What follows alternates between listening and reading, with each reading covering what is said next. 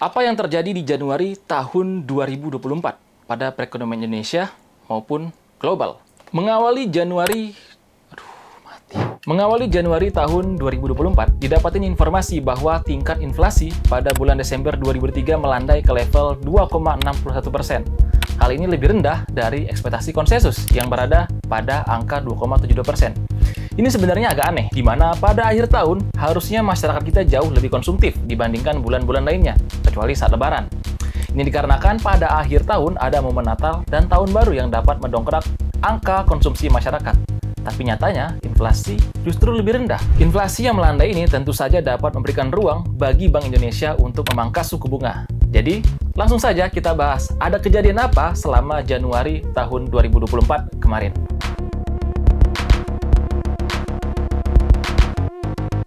Per 1 Januari 2024, Kementerian Keuangan menerapkan pajak rokok elektrik sebesar 10%. Wah, jadi buat teman-teman yang hobi nge-vape, siap-siap ya, kena dampak kenaikan harga dari rokok elektrik itu.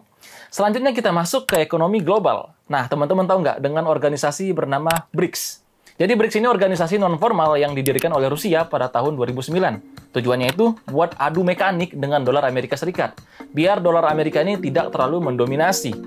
Sebelumnya BRICS itu cuma beranggotakan 5 negara yang terdiri dari Brazil, Rusia, Cina, India, dan Afrika Selatan. Namun, per Januari 2024, Arab Saudi, Mesir, Iran, Uni Emirat Arab, dan Ethiopia resmi bergabung dengan BRICS. Kalian tahu kan, kalau kelima negara ini si paling punya minyak di dunia. Makin gede aja ya si BRICS ini, kira-kira Amerika bakal ketar-ketir gak ya? The BRICS Club of emerging market countries is expected to double on January 1st when Saudi Arabia, Iran, the United Arab Emirates, Ethiopia, and Egypt join the group. Pada awal Januari juga ada dua kejadian yang mengakibatkan harga minyak mentah Brent menguat. Kejadian itu adalah ledakan di Iran, di mana Presiden Iran menyalahkan Israel atas ledakan tersebut dan penutupan ladang minyak terbesar di Libya, Sararah Oil Field. Ladang minyak itu ditutup karena warga setempat melakukan protes atas tingginya harga bahan bakar di negara Libya. Dari sisi otomotif, Indonesia digemparkan dengan berita kalau Build Your Dream atau BWD resmi masuk ke Indonesia. Buat yang belum tahu, BWD ini merupakan produsen mobil listrik asal China. BWD masuk ke Indonesia gak sampai sebulan setelah keluar peraturan Presiden nomor 79 tahun 2023 tentang insentif bagi mobil listrik impor CBU. Dalam artian terdapat pembebasan bea masuk hingga PPNBM. Kira-kira kemasukan BWD ini bisa memangkas market share Astra Indonesia nggak ya? Pantas saja ya, saham ASI turun terus belakangan ini. Dari sektor hulu migas ada kabar baik. Dikabarkan kalau investasi tumbuh lebih dari 13%. Dan ini merupakan investasi hulu migas terbesar dalam 8 tahun terakhir. Di tahun 2003 juga Indonesia berhasil menemukan 2 blok migas raksasa, yaitu Gengnor dan Layaran. Kedua blok ini masuk dalam 5 penemuan blok migas terbesar di dunia pada 2023. Kira-kira dengan adanya kabar baik ini, emiten pada sektor jasa penunggang migas kinerjanya bisa bertumbuh gak ya? Atau terkena dampak baik atas berita baik ini? Kalau tadi kita bahas minyak-minyakan, sekarang kita bahas komoditas andalan Indonesia. Coba tebak. Ya, benar sekali. Batu bara.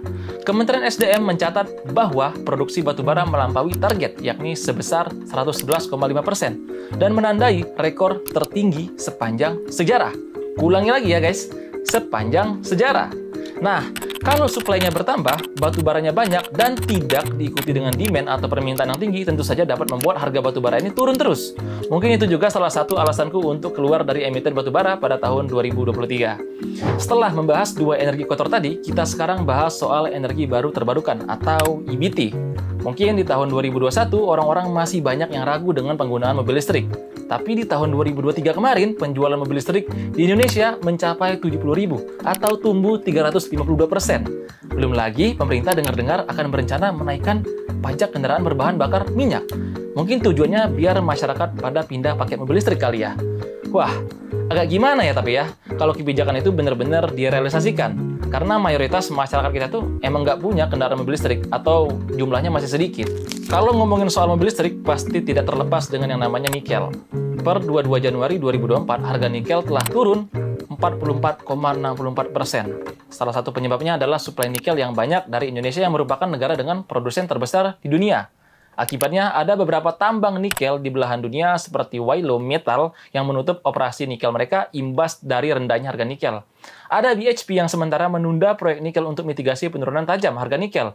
Dan ada First Quantum Mineral yang memangkas jumlah pekerja dan produksi di Australia imbas dari turunnya harga nikel. Rasanya ada yang kurang kalau kita nggak membahas salah satu mitra dagang Indonesia, China.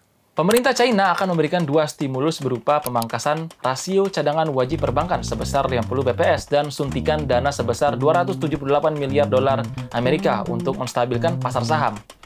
Wajar aja kalau pemerintah Cina akhir-akhir ini banyak memberikan stimulus. Hal ini disebabkan lemahnya pemulihan ekonomi Cina. Karena Cina ini merupakan mitra dagang Indonesia. Kita tentu berharap agar ekonomi Cina dapat segera pulih. Karena dengan pulihnya ekonomi Cina, maka permintaan ekspor Indonesia ke Cina seperti batu bara, sawit, serta komoditas lainnya dapat melejit lagi. Kalau tadi kita sudah main ke Cina, sekarang kita akan membahas apa yang terjadi di Amerika Serikat. Yang terbaru, The Fed atau Bank Sentral di Amerika memutuskan untuk menahan tingkat acuan suku bunga di rentang 5,25% sampai 5,5%.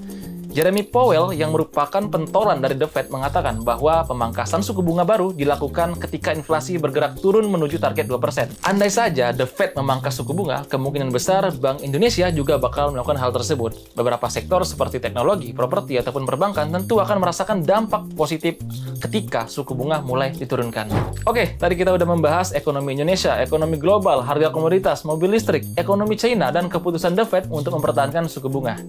Kira-kira di bulan Februari 2024 nanti bakal ada apa ya? Yuk kita kawal terus. Sekian dari saya, semoga bermanfaat. Stay rasional. Sampai bertemu di Ekonomi Recap Februari 2024.